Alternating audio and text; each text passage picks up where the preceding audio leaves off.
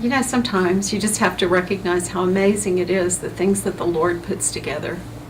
In the fall of 1999, I was still teaching at a Christian school here in Austin. I myself had returned from my first short-term missions trip, a trip to South America with a medical missions team. I'd say prior to that trip, missions were pretty much off of my scope, but they weren't off the scope of others.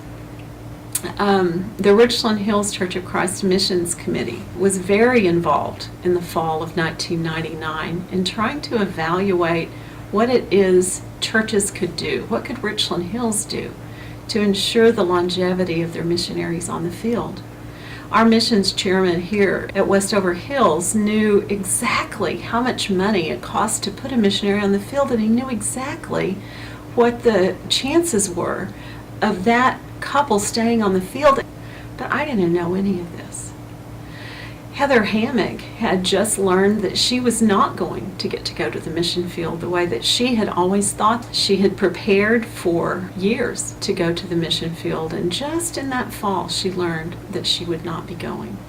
Karen Finter had just returned after a very successful stint in Campo Grande, Brazil with her first husband, Eugene Godot.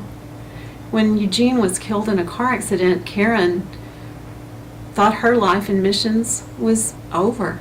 Somehow, the Lord was bringing all of us together.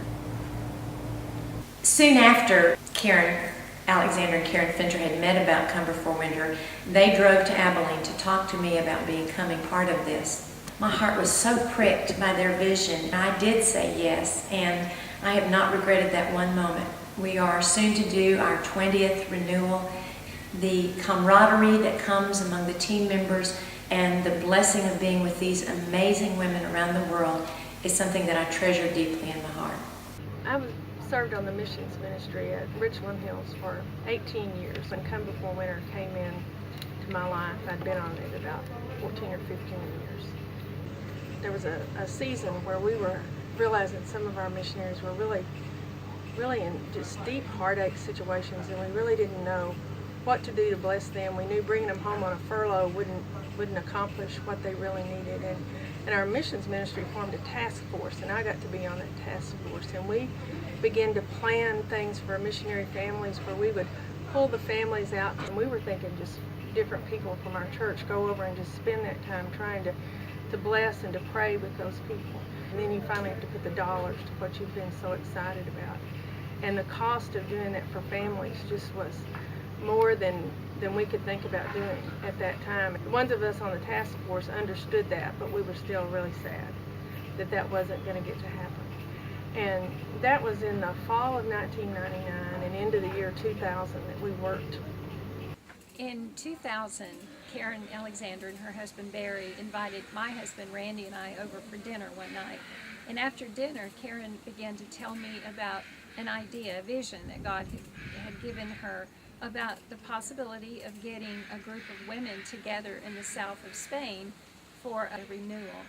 But the more she thought about it, she thought how wonderful it would be to gather the women in ministry in that part of the world to come and join us, and for the group that went to serve them.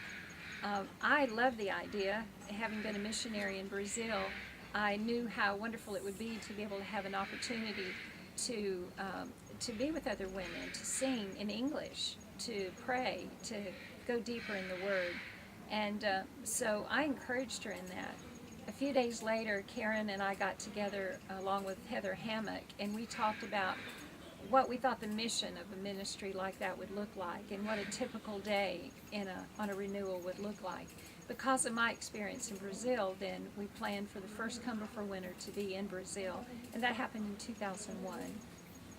I feel like Come Before Winter has blossomed into something very beautiful, even though it started out in a beautiful way. We have taken seriously the comments of our participants. We have evaluated what we do each time, and we try to improve.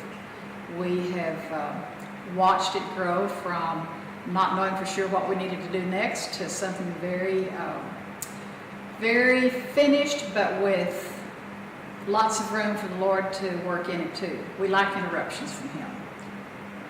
the whole concept of Come Before Winter, I think, of ministering to women all over the world has been incredible. It's blessed the lives of so many women, hundreds of women all over the world. Just time to be away from home, getting into the Word, being with your sisters, being encouraged, having someone pray over you. It's an incredible experience. It's been the most wonderful gift to me. I think Come Before Winter brings together women who don't fit in with anybody else.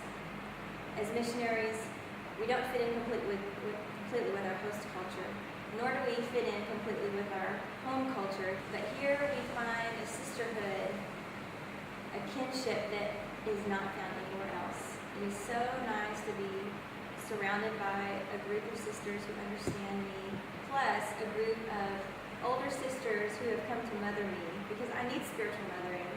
You ladies have just modeled for us how to be prayer leaders and how to counsel in a loving, Christian, sometimes firm way. You know, we felt like you've challenged us when you've felt like we were copping out in a certain area.